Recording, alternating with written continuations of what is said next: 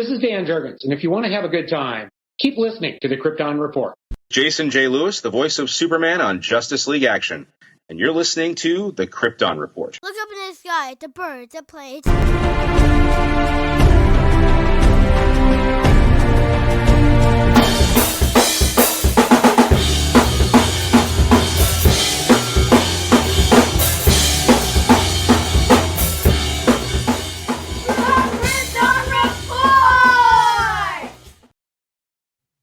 Welcome to the Krypton Report podcast, your all things DC and Kryptonian podcast. I'm your host, Tyler, the Superman of Blue. With me is my co-host and man of all things, the Man of Steel, the Superman of Red, Mr. James Cole. Welcome, James. Howdy, Tyler. I don't really have any news. That's kind of weird, but seriously, it's like I have no news. I don't think I've seen anything new. Actually, one thing did come down the pipe today of an actress being cast in the Lantern show as a love interest, and it was the character's name I think was Sheriff Kelly. I can't remember the actress who was cast in the role. Sheriff Kelly Blue Book. Kelly Blue Book. That's funny. It is it is Kelly McDonald and as Sheriff Kelly. Sheriff Carey in Lanterns. And one report said that she is a possible love interest for Hal Jordan. And if that's the case, that's just upsetting. Like, we all know who the love interest is. Hal's love interest. So, but not that they were on and off forever. So also not that he can't have any others for sure. Yeah, But if he's older, I would assume that at this point he'd finally be with Carol. You know what I mean? Unless Carol's passed on. Of course, they would just write her off to do that, just to put in some random chick as a love interest, right? Mm-hmm. Well, that's just random speculation. Maybe it's the crap we heard, but I think we're a little down this beginning of this episode. Yeah, we need some energy. All right. Right. All right. So let's get some recording done. This has been a day. Okay, here we go. All right. Laura is trying to bring up the energy. Good job, Laura.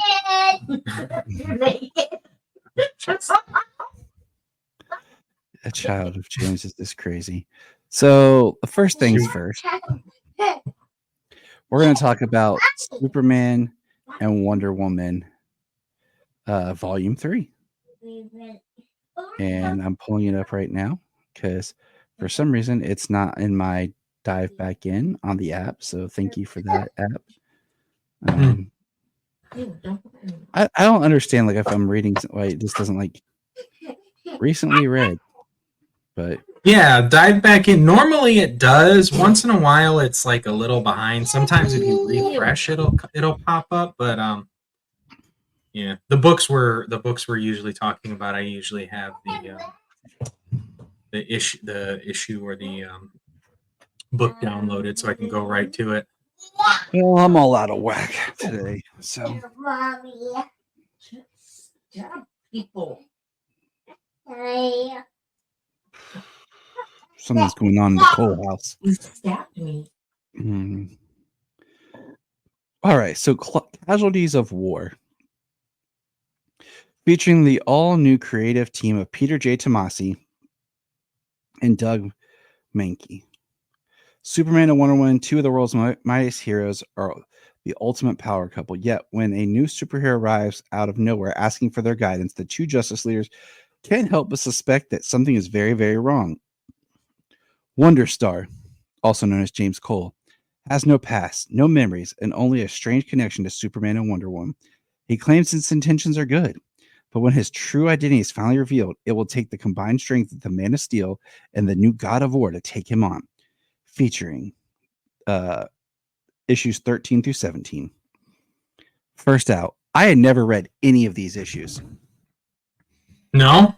No, like I said, I couldn't remember where I stopped in this run, and I thought I had read more, but I guess I didn't read much past Doomed. So, Oh wow. Okay. yeah. So I did read these, and it was slowly coming back to me as I was going through it. But you know, when it changes, when he changes, it's pretty quick. It's 2 pages, and you see who he changes into, and I'm like, oh yeah, I definitely remember Magog being here. Spoiler, Jesus. But okay, so let's just talk about it. Like, I like Peter J. Tomasi as a writer. I love the art. The art is really great, except for sometimes on Superman's face. Sometimes the way Superman's face is drawn is a little weird. But some standout stuff for me was when we see Clark still likes to use a typewriter that he had gotten from Bruce when he's typing his stories, and he's typing stories about people that were just there, like that he experienced in different events. And yeah, it's Ernest Hemingway's typewriter, and yeah, this whole interaction is really good. I like how he I think fast but I can't write fast. And him and Wonder Woman were going on a date, and basically the atomic skull attacks, and they go to stop him, and they get electroshocked by the atomic skull and some other dude who I wasn't 100% sure who the other dude was. But then Wonder Star shows up. Now, when the book opens to the events of Justice League 5 years ago, when the Justice League started, when they were taking on all the parademons. That really is the inciting incident, you could say, of the New 52, is that Darkseid invasion, which, was what the Justice League War film is based on. And that'll come back into play. So we have Wonder Star show up, and he catches the bad guys. And then what happens is we see in the next issue, we have someone talking about wanting to, get back at Diana and her mom. And we learn it's Cersei. And Cersei has this special stone and has used it.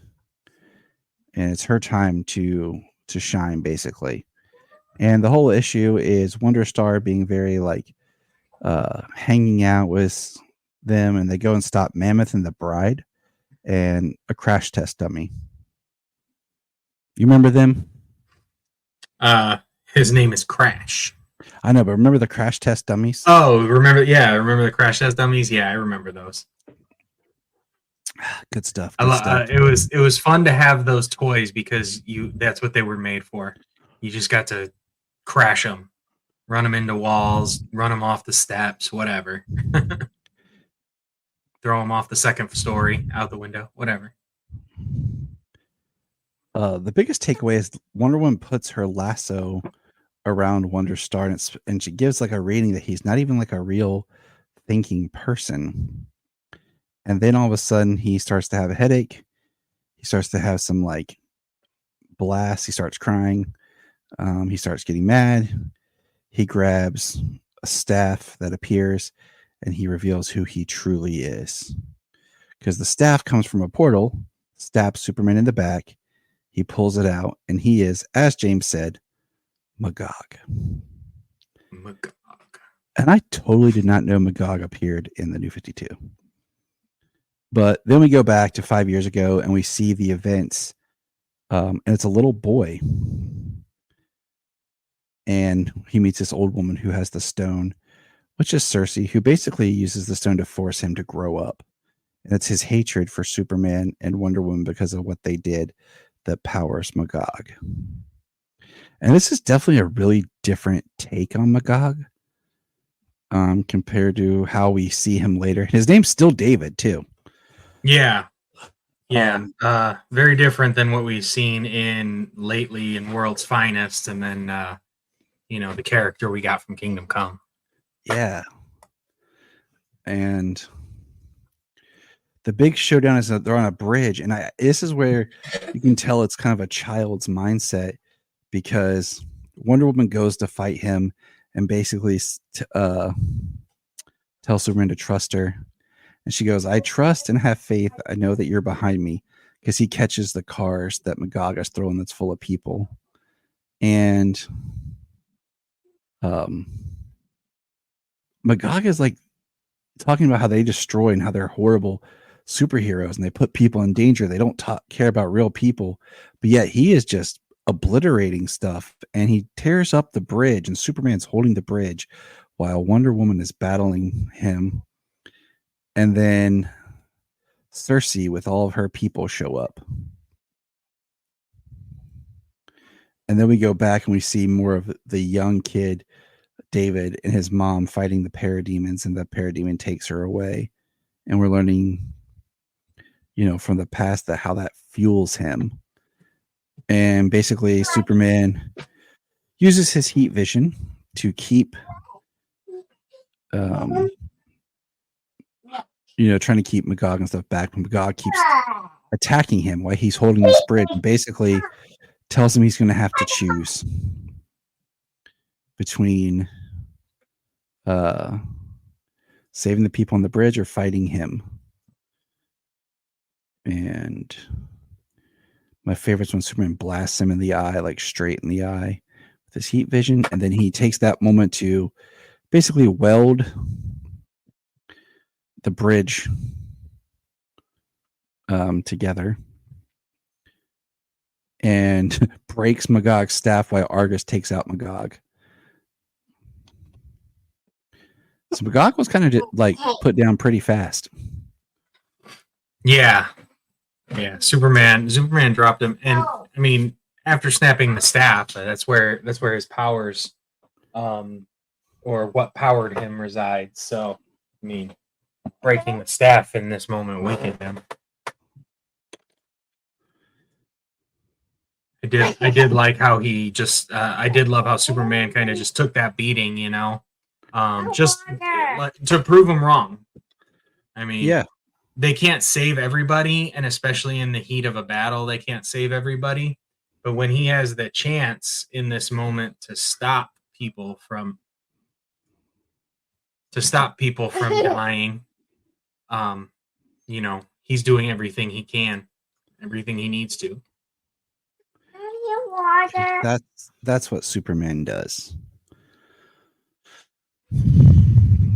And so Cersei has Wonder Woman and is challenging her to a fight. And Cersei uses her magic to put Superman under a spell because, why not? Of course. Dad.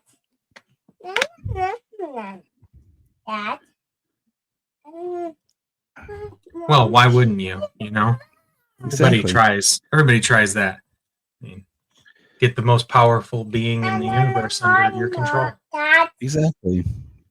We see Magog back at Argus. They've taken off his magic, and he's a kid again, a little kid. But then the spear shows back up, and Superman's battling Wonder Woman, and Cersei has her in chains and basically putting her down. Being an Amazon, Hippolyta's daughter, not proclaiming herself the god of war. And then opens a portal and basically gives her the choice of saving people through the portal or saving Superman. She drops her lasso and she goes out and saves the people, knowing that her lasso will save Superman. And then Magog shows back up and he's got her, but then Superman shows up after he punches Cersei. My favorite is when Wonder Woman grabs Magog by the horns and just flips him over. And then together, Superman and Wonder Woman punch out Magog. And then Wonder Woman's typing stories about the people, just like Clark was at the beginning on a laptop. Yeah. I like that. I really like this issue. One, her being chained up and everything, harkening back to like some golden age Wonder Woman, where being chained up or whatever was a weakness in those times. Yep. The her sneaking Superman the lasso, so that way he comes to himself. And then, of course, taking down Magog together, and then her typing her, even if she's not writing stories for like, it's for her to get a human perspective, something that she doesn't have that Clark is all about. That's how he grew up. Exactly. I liked it. I liked this trade a lot because it was one story. Oh yeah, for sure. It's very refreshing after reading so many of these New 52s trade by trade for these volumes to be the stories chopped up across multiple books, so we only get a couple of chapters out of an entire story arc. And that's been annoying. And this one right here proves what we had talked about the New 52 being written for trades. Like, that's a nice little self-contained story, and it's actually relatively short. It was an easy, quick read with has a lot of extra stuff in it, like alternative covers and stuff. But when I was like, hey, we need to read this, and you were like, okay, I was like, it's a quick, easy read. Oh yeah, I had that one done right after 2 because I thought we were skipping 2, and I only read those last 2 issues in book 2. Yeah, because I thought I read 3. that one. I thought 3 was doomed. Yeah. So that was my bad. So, but all right. Yeah, that was easy. Now it's time, ladies and gents, for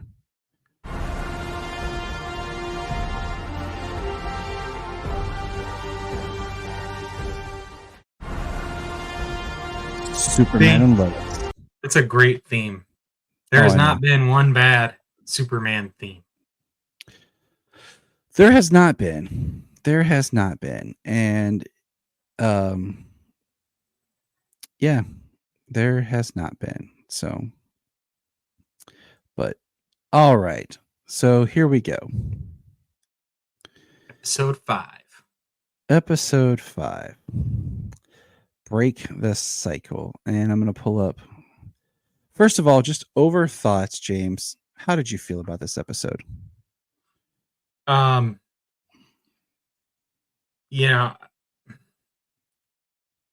me think about that. I like the episode. Of course, I like the episode. It was a really good episode. There were some interesting bits. They're not, like I said, the show is so good. They're not wasting any time from episode to episode, leading into the next one to the next. The characters, the flashbacks in this episode were great. The character interactions, the heart. Overall, great episode. I liked it. I have not disliked a single episode this season. I've seen some people like online hating this episode, saying it was a dud or it was weak. And I was like, no, this is the episode you need at the medium point, because we need to build up. We need to do some character works. Yeah. And we're not having a mid-season finale. Right. This is the mid-season. Basically, this is this is the mid-season. This is it right here. Yeah. So but the mid-season finale usually gives you like this big hype, something to this cliffhanger or something to bring you back when they come back. But it's kind of going straight through. We're not having that mid-season spike to try and get you excited to come back in a few weeks or whatever.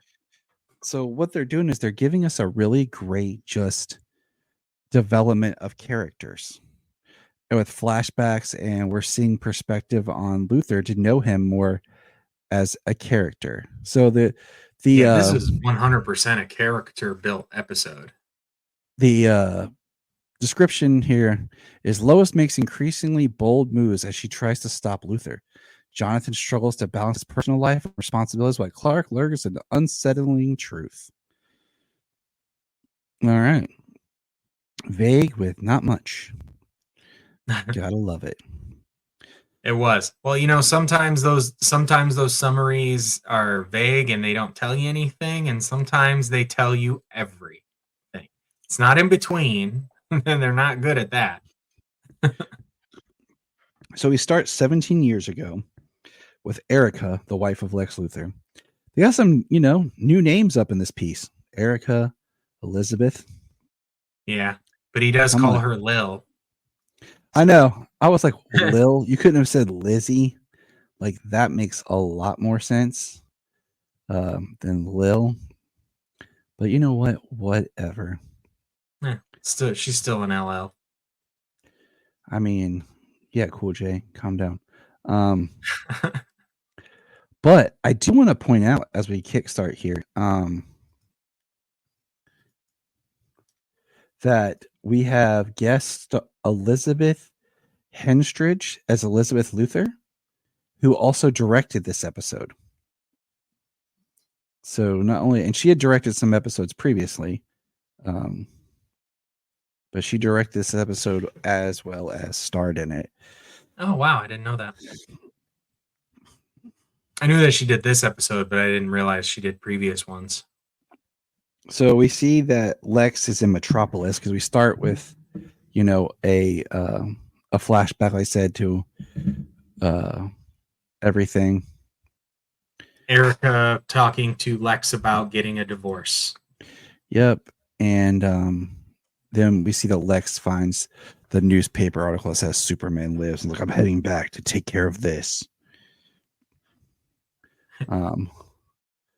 One of my favorite parts is, when Clark, he references to talk to Luther as a Hail Mary.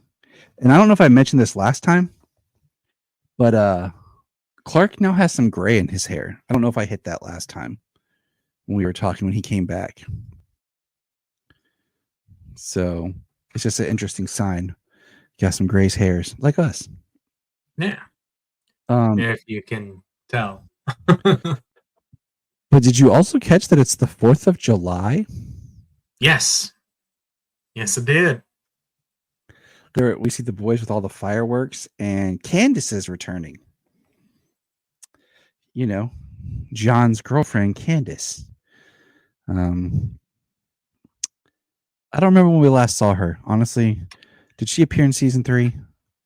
I wanted to rewatch season 3 before season 4, and I got through season 1.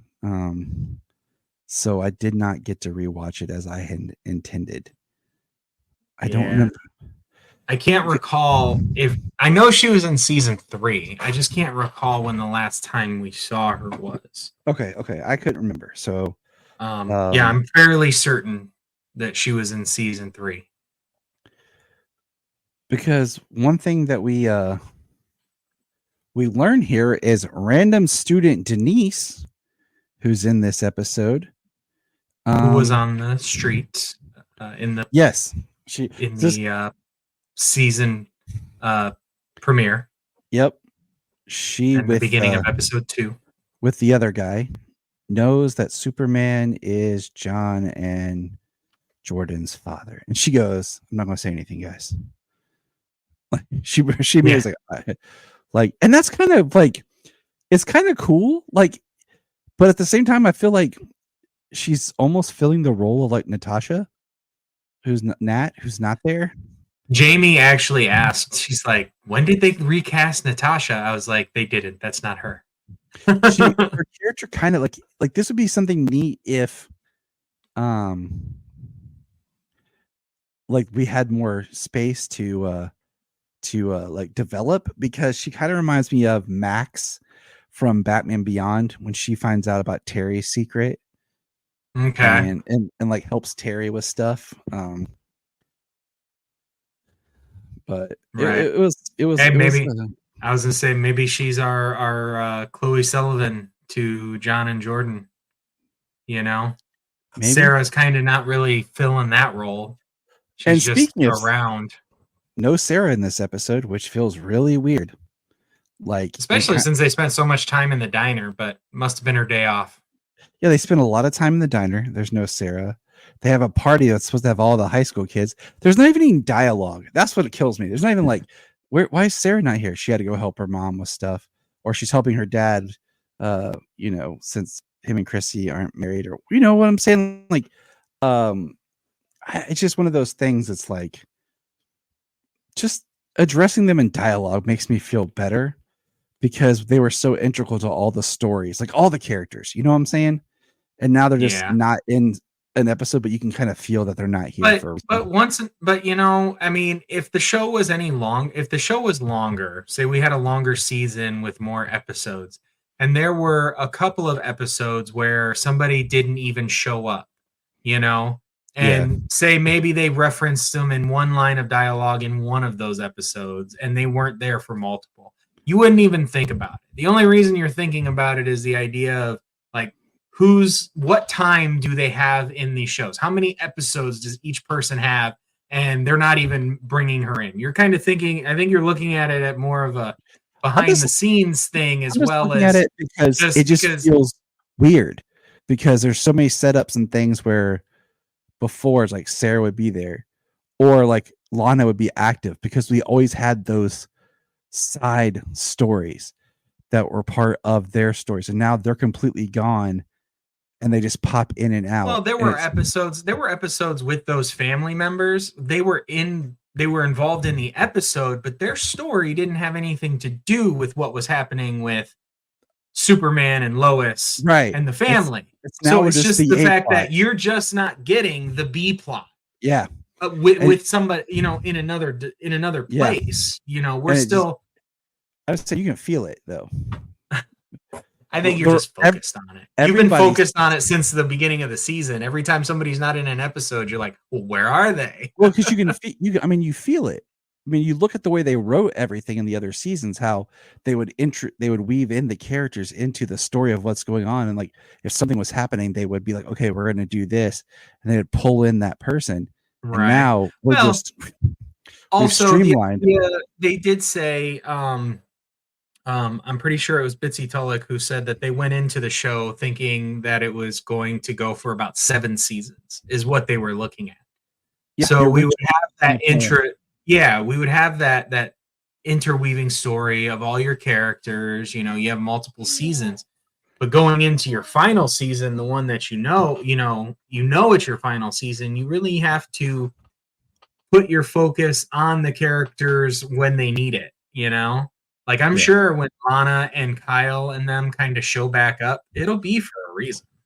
Yeah, yeah. But I mean, like, I'm just saying. You know, people have lives. Even in a small town, I don't think you see everybody every day. Obviously, you don't live in a small town. I would. I live in a village.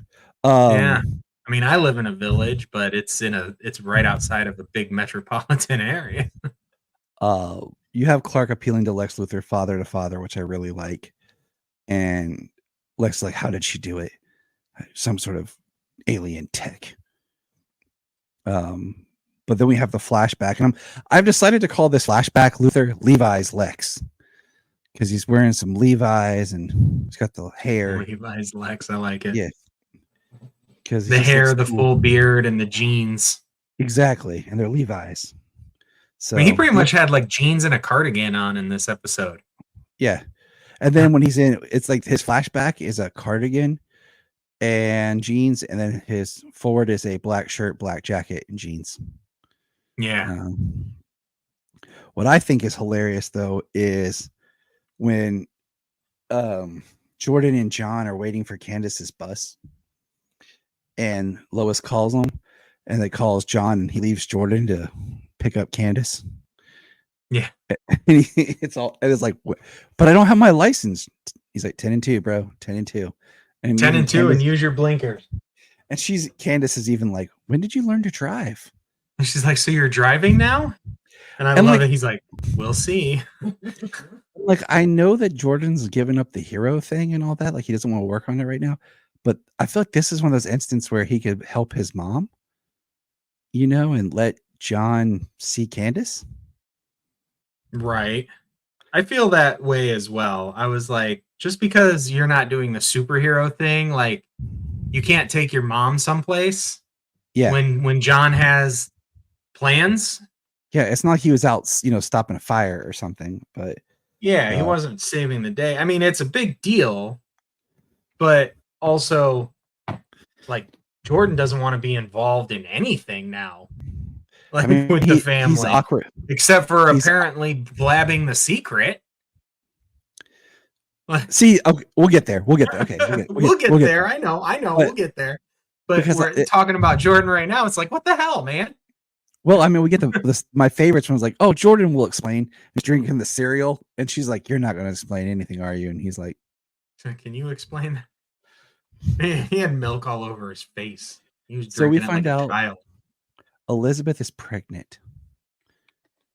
And one thing that I love, okay, I'm going to throw this out there, is this jacket that Lois has that's green with the sleeves. They do a good job on this show of bringing back certain elements of costuming instead of just having like the characters in new like clothes every time. Like they definitely recycle a lot of the characters' clothing, so it feels more lived in than just something new every time.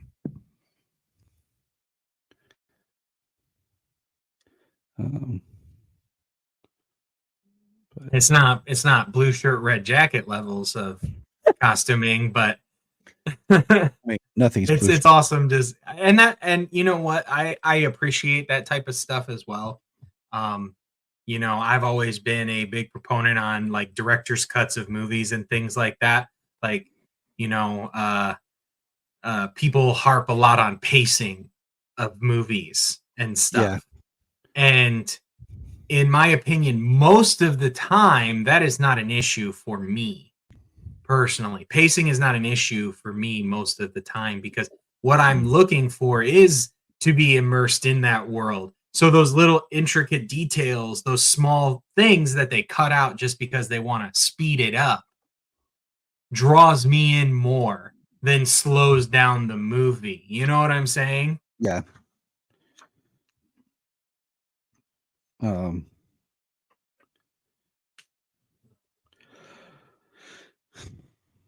So Jordan told that John was helping his mom with a shelter for puppy dogs story. And then Lois shows back up like, I need your help. And that's when they do the Jordan will explain. And he's just like, what the man? Yeah, right. Like, if you would fly your mom, you wouldn't be put in this position to make up some lies, And we have a really interesting scene where Clark's with his mom in the fortress, and they're basically replaying the battle with Doomsday and running scenarios of how they can defeat him, and they don't have means to do it yet. And one of my favorite parts actually is when Luther gets the call that says we found your daughter, and he gets a picture of Lois with his daughter, and he busts into the Gazette to see Lois, and she's like, we were on our way over, and Elizabeth comes walking down the stairs. And I thought that was just great. Like the timing was awesome. Yeah. Yeah, the way they cut it. Now, my question is, did she fly commercially or because I don't think she'd just be like, all right, John, grab us both and fly us across the Atlantic. This is where Jordan could have helped. Maybe Superman brought her over, but I don't know. Because she grabs John again, says, I need your help with something, and they disappear, and everybody's still wearing the same clothes. So I'm thinking, but she never acknowledges that she knows the secret about the family. No, she doesn't. I mean, so- maybe they didn't show any of it, so maybe he dressed up in the Superboy costume Or in 'cause Clark Jordan's was- Superboy. maybe because Clark was in the fortress. You know what I'm saying? That's the only that's our headcanon right there. The Superboy costume. Yeah. And then we get the just Lex and her talking in the diner, and I actually really just enjoy this with the back and forth because I think it shows the strength of both actors and the different points of view that they shift between about you know, and we see Lex really in this episode for who he is. And she tells him, you know, like, you can't take responsibility for anything because he blames everything. He's like, I didn't kill those people. And she's like, I know that, but you've done other things and you've killed other people. And he's like, lies spread by Lois Lane. And she's just like, no, I want to, and it's really good. Yeah, it is. It's really good. Everything is, you know, Lois broke up his family. It still goes back to that. I told her that I was innocent. But like Superman says in this episode, all the evidence says otherwise.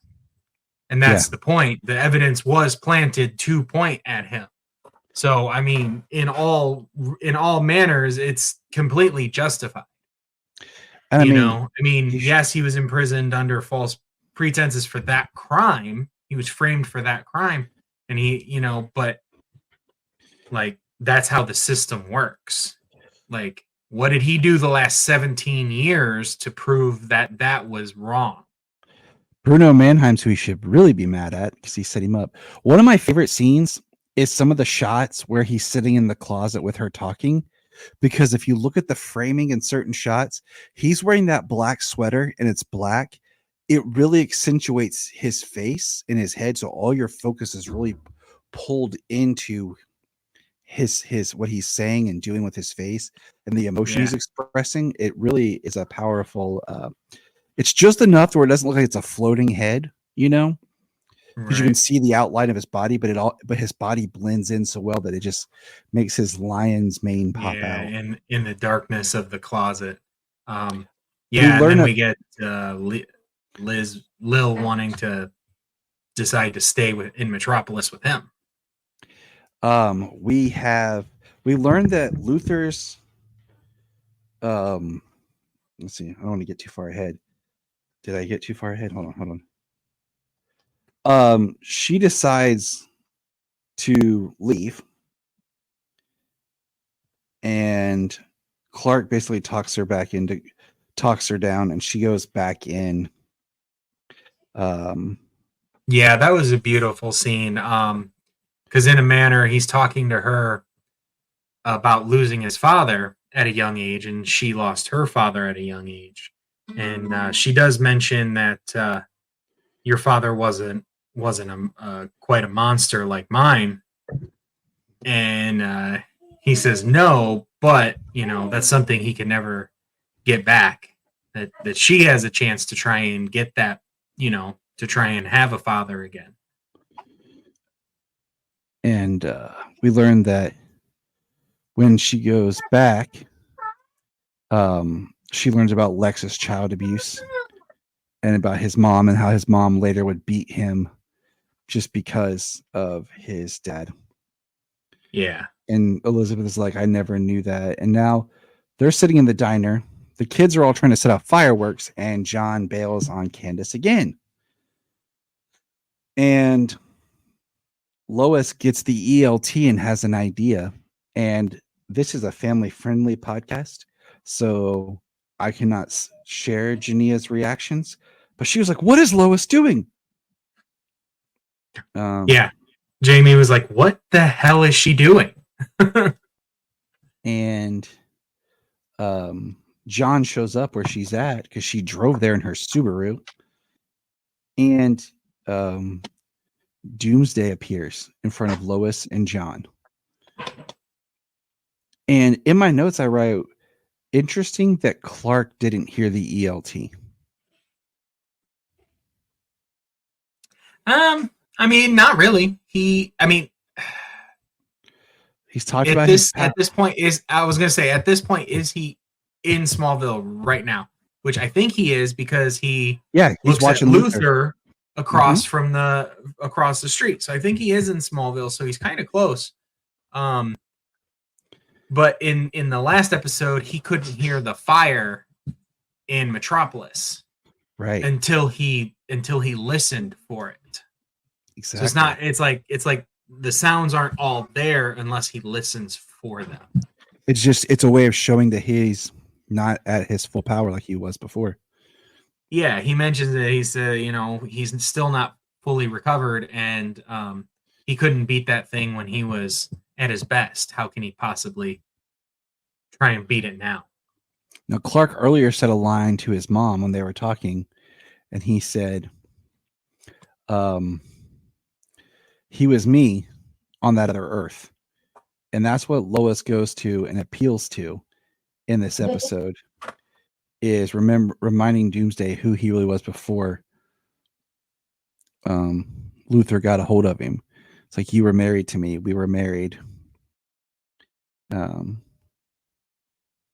And basically, Doomsday flies away. We learned that a little bit later, but it looks like maybe he just flew out into space. So maybe in a way he's going to go off somewhere else and be super doomed. Right. Go to another galaxy and protect somebody or do something. Yeah. That was nice, because she said we've been trying to appeal to the wrong heart. And she appeals to Superman's heart from, as his wife from the other Earth. Before that, we got to go right back to the last interaction with Luther and. Oh yeah, we're going back. Elizabeth. We're going back. We're just okay. Well, that was the very end of the episode, just about. Yeah. So I was like, we're combining the two Doomsday parts together. Okay. So yeah, he flies off, and then Lex is in the subway with Amanda, watching the video of Doomsday being called away and not returning. So my question to you, real quick, how do you feel about because I feel like this is the end of Doomsday, and he might show back up. I feel like this is the season, episode 5. We've gotten the line Brainiac, and I feel like something's going to change for the next episode. How do you feel about how Doomsday has been done so far?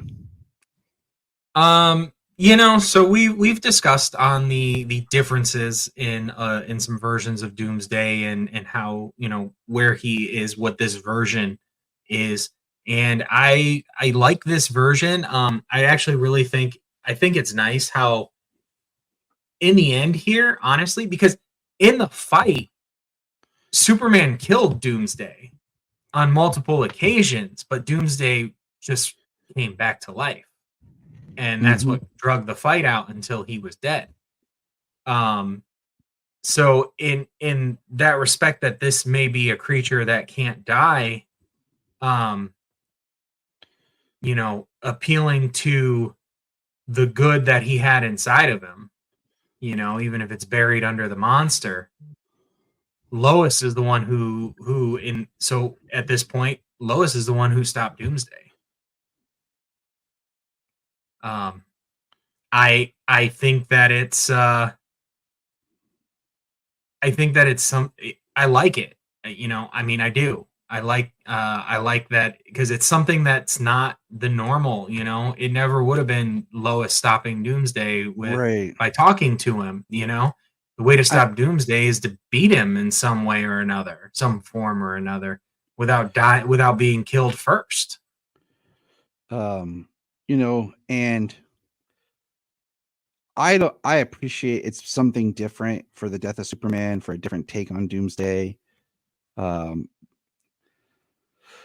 okay. When they said they were doing, I'm sorry to interrupt, but when they said they were doing something different with this season and with the death of Superman, I didn't realize how different, and it's a really good thing, I think.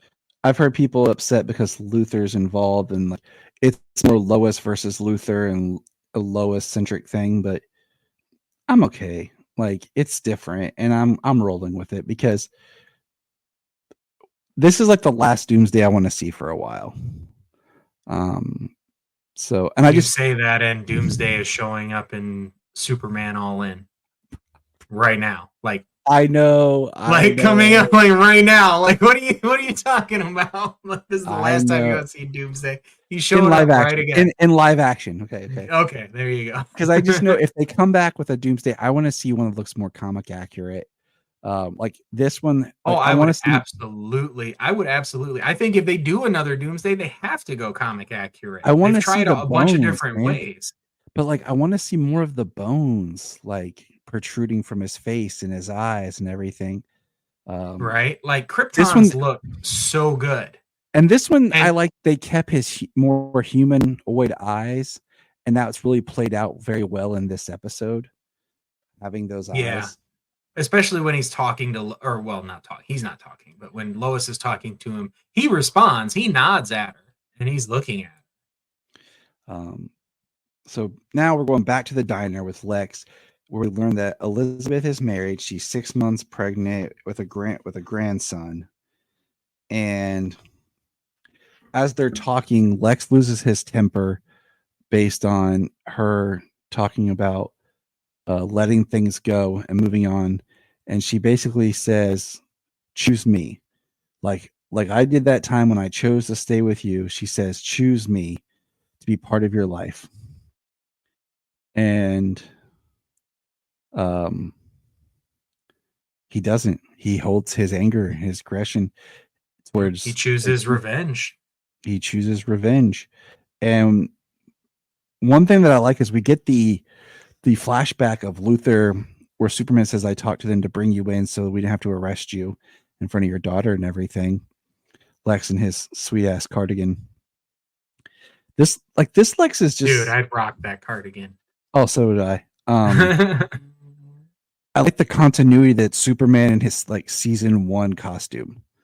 Like Yeah. complete season 1, boots, everything. Compared to the costumes we've seen later on. Like sometimes, they'll do flashbacks, they'll just use whatever. But no, this is straight up season 1 costume. And I appreciate that for continuity. Just showing like an earlier costume. I mean, you could have even maybe, I feel like if they would have used the Fleischer suit, that's too far. But I mean, it's been 17 years since this happened. So I mean, he could have still had the Fleischer suit. You could have pulled that in the flashback here and it would have worked. Yeah. But my thing is, this Lex seems very uninterested in his company, even in the flashbacks. Like when he's divorcing his wife, I like when he's like, she can have whatever property she wants, just whatever. Yeah. Yeah, he seems like when you said like uninterested in his business, I feel like the business side is easy for him. He's smart. He's industrious. He's got this whole billion-dollar corporation that's being ran, and it's just not a challenge for him. Yeah. And then the last big beat of the episode is when John gets back and sees Candace, and she's like, "Jordan told me everything." He's like, "About your dad and your family." So everything. And she's like, "You have a good brother." He's like, "Yeah." I'm okay with it. It's one of those things where instead of actually getting to see the scene, they just say it off screen kind of thing. Yeah, that was a little, that part was a little, because not only did he tell that secret, which, I mean, they've been spending, Clark's been spending his entire life hiding, and a few more people know than they even knows, but to have that bomb dropped on her off camera, and then next time we see her, she's just totally okay with the whole thing and everything. I mean, in my opinion, if you are, say you are Superman or Superboy or whatever, there's a lot of that's like your get out of jail free card. You know, Mm-hmm. if you can't make it to things because of that, then I mean, it sucks, but it's justified. Yeah. So I mean, but they have also made they have also, and they don't have the time in the show, but they have also written that into Superman stories between the relationship of Clark and Superman. Like, she's like, I understand you're Superman and you need to do these things, and you'll be gone for long stretches of time on your like other planetary adventures and things like that. But she's also like, you're my husband, be present and things like that when you are, kind of things. Like, they've written stories about that. Mm-hmm. So I mean, it's really cool that she just kind of Rolls with it. rolls with it. Yeah. I mean, they don't have time to make her fight be oppositional to it. They're like, and Candace, just take it. She's like, all right. So,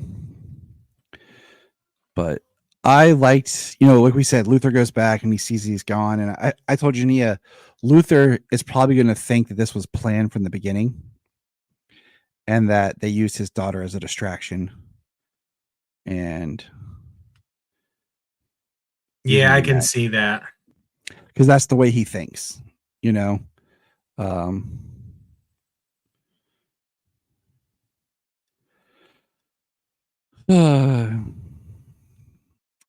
I liked this episode. I thought it was good. Yeah, no, I like the episode. I don't see what people would be complaining about.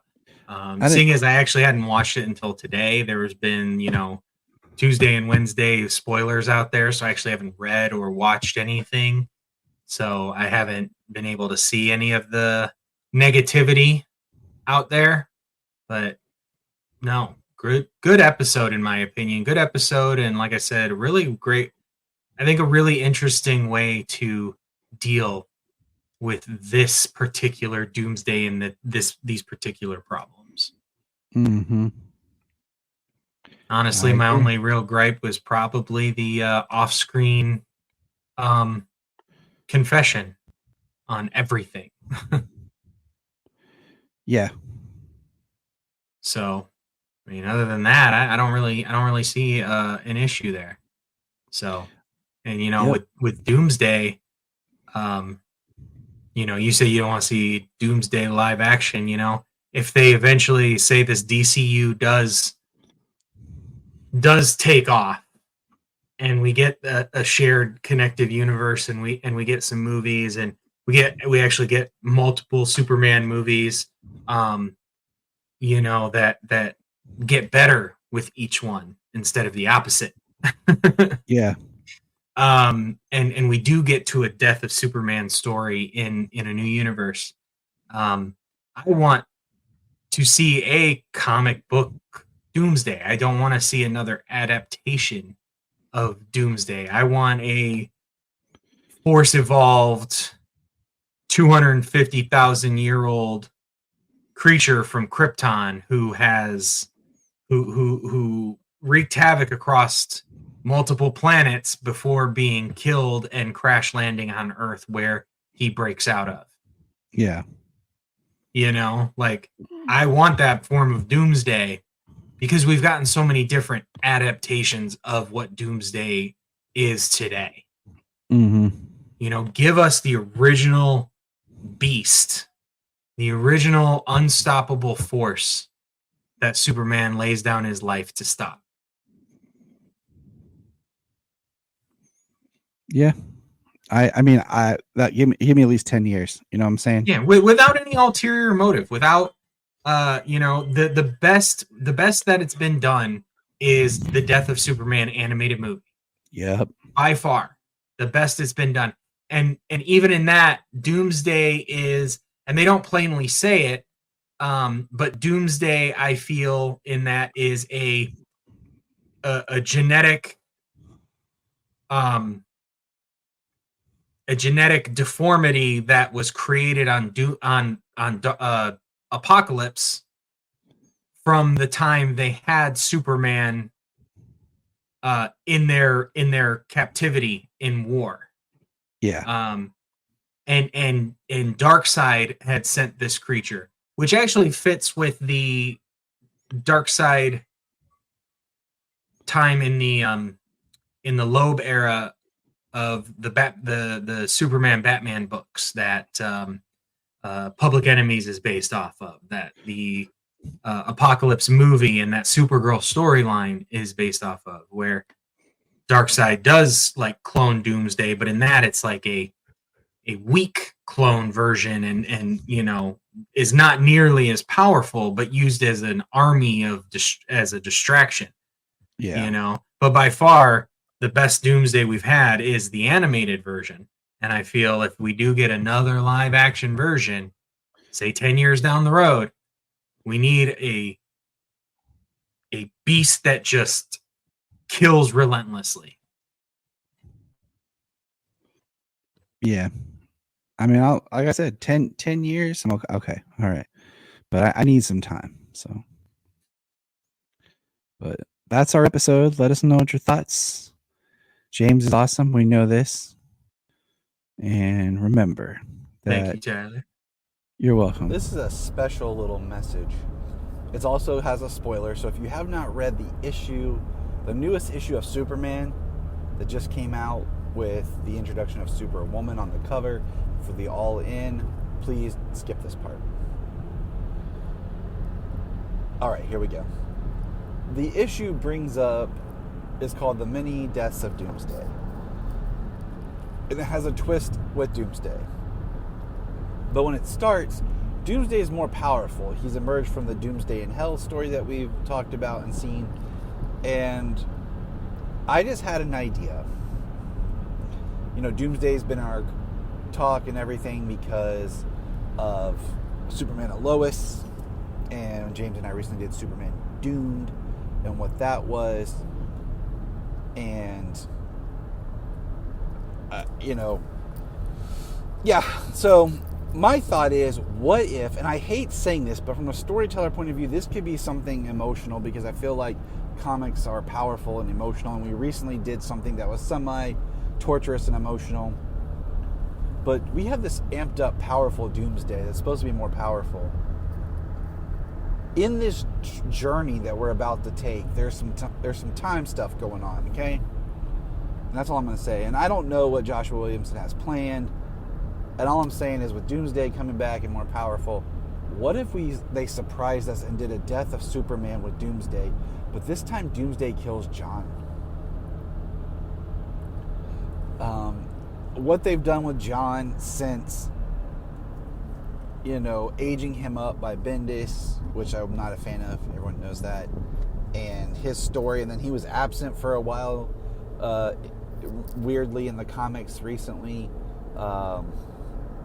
and then, we just got out of Absolute Power, where he was taken over and turned evil. But what happens to Superman after his son is killed by the very thing that killed him that he couldn't stop?